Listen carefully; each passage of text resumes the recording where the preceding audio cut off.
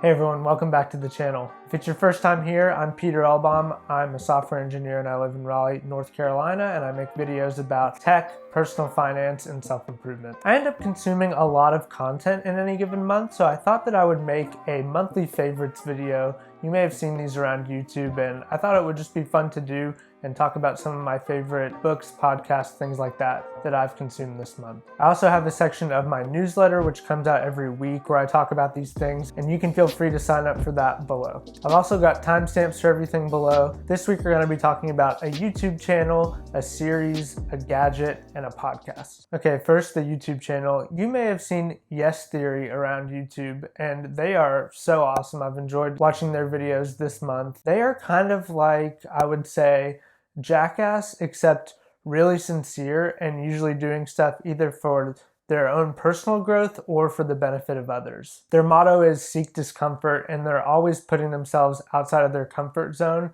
doing crazy challenges like flying their first date across the world, meeting Elon Musk for their Christmas party, stuff like that. It's kind of made for the whole clickbait side of YouTube, but it ends up being really sincere and really entertaining. I particularly liked one episode where they tried to spend 72 hours in the Singapore airport. That was super interesting and really fun to watch. So that's Yes Theory. I will put a link to their channel below. Okay, next up we have a gadget, and that is a wake up light. It looks like this, and I got it off of Amazon, and it has been a great investment. It costs about $40, and what it does, if you're not familiar, it wakes you up using light instead of sound, or both. It has settings for that. But essentially the idea is it starts to get bright about 10 minutes before your desired wake up time, and it just gradually gets brighter and brighter until the actual appointed time. You can have music playing as well or whatever it is, but essentially the idea is that it's kind of replicating what it is like to wake up to natural light or a sunrise, and it is just a much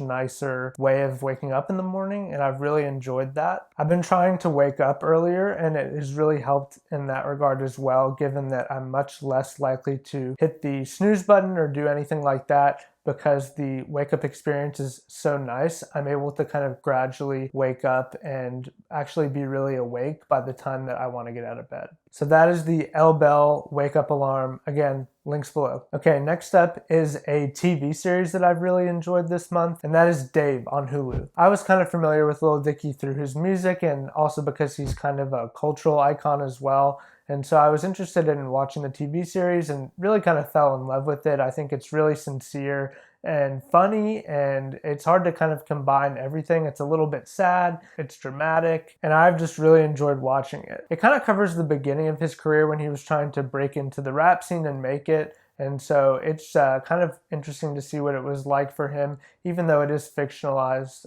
just to be trying to kind of get his music out into the world and become known. And so I really enjoyed watching that this month. I will highly recommend it. Okay, last up this month is a podcast, and it is called Wind of Change. I really enjoyed it. I will just go ahead and read you the description here. So it says it's 1990, the Berlin Wall just fell. The Soviet Union is on the verge of collapse, and the soundtrack to the revolution is one of the best-selling songs of all time, the metal ballad Wind of Change by the Scorpions. Decades later, journalist Patrick Radden Keefe heard a rumor. The song wasn't written by the Scorpions, it was written by the CIA. This is his journey to find the truth. And so that is kind of what it's about, basically investigating this conspiracy theory that the CIA helped write this song that contributed, even if just in a cultural way, to the end of communism in Europe. I absolutely crushed this podcast. I listened to it in about 2 days, and just scrolling through here. So it starts off talking about how he heard the rumor to begin with, and then just talking about how the CIA has a history of kind of trying to win hearts and minds, as it were.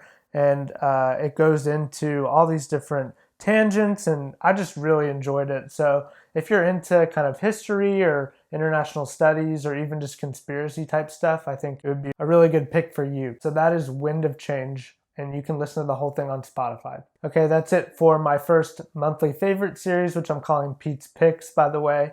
If you have suggestions for stuff I should check out, please feel free to leave those in the comments and let me know. Did you like these? Did you try them out? Do you have suggestions for other things I should cover? I'm totally open, so just feel free to let me know, and I'll see you in the next one. Thanks.